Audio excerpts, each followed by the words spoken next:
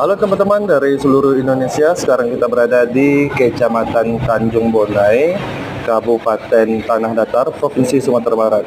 Tanjung Bonai ini terkenal dengan puncak Pato, tapi kita melewati beberapa daerah yaitu Batu Papuru, Bukit Bun Aya, Cubadak Randa, Duek, Bubuak Sikabu, Gunung Ledang, Korongnan Ampek, Koto Nyiur, Kayu Maranting, Lakwak Gadang, Koto Padang Lawe, Pamasihan, Parik Sungayang, Pawah Tinggi, Piu Buah, Ranah Kodok, Sabta Marga 2, Sembayan, Situgar, Tabe Akiang, Tanah Badabui, dan Tanjung Bonai Sentral, Tanjung Kociak, Tanjung Lansek, Tanjung Tangah, dan Tanjung Modang.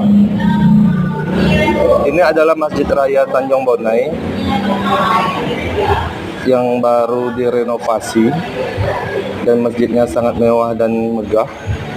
Di depannya kita lihat ada kantor Wali Nagari.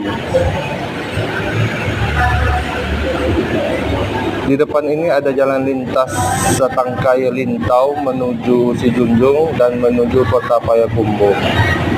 Masjid Raya Tanjung Bonai.